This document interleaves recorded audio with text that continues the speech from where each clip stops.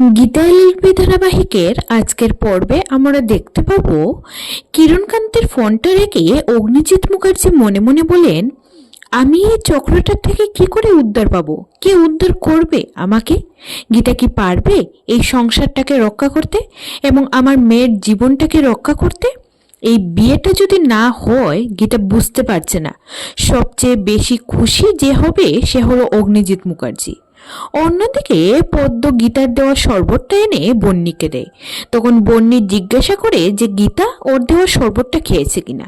তখন পদ্ম বলে হ্যাঁ খেয়েছে, এখন ঘুমিয়েও পড়েছে। যা শুনে পদ্মের আনা শরবতটা পুরোটাই খেয়ে নেয় বন্নি।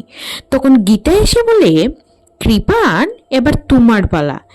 গেম কিভাবে ঘোরাতে হয় সেটা গীতা জানে। এদিকে সন্ধ্যা হলে গীতা এবং এলিন মিলে মেহেককে সাজিয়ে দেয়।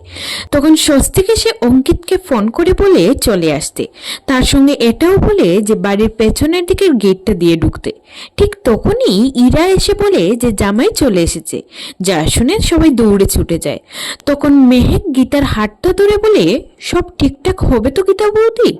যা শুনে গীতা বলে, হতে বাধ্য মেহেক। আজকে ওর পায়ে পেট্রোল আর মুখে নেশার ঔষধ। নেশাখোর অবস্থায় আজকে আমাদের বাড়ির জামাই কৃপান বাড়ির ভেতরে প্রবেশ করবে, আর তোমার সঙ্গে বিয়ে হবে অঙ্কিতের, তোমার ভালোবাসা।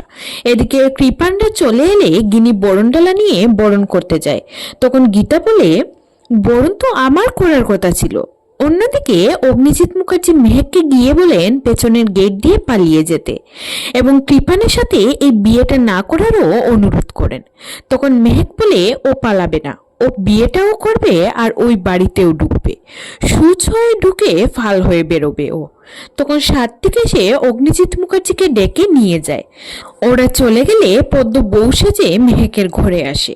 এদিকে গিনের হাত থেকে বরণডালাটা নিয়ে কৃপানকে নিজের হাতে বরণ করে গীতা। তারপর নেশার ঔষধ মেশানো জলটা পুরোই কৃপানকে খাইয়ে দেয়। তারপর কিরণকান্তের কথা অনুযায়ী কৃপানের পাটা ধুইয়ে দেয় গীতা, তবে সেটা জল দিয়ে নয়, পেট্রোল দিয়ে। তো বন্ধুরা, এত কিছু করেও শেষ রক্ষা হবে তো? পারবে তো গীতা মেহেকের এই বিয়েটা আটকাতে? তোমাদের কি মনে হয়?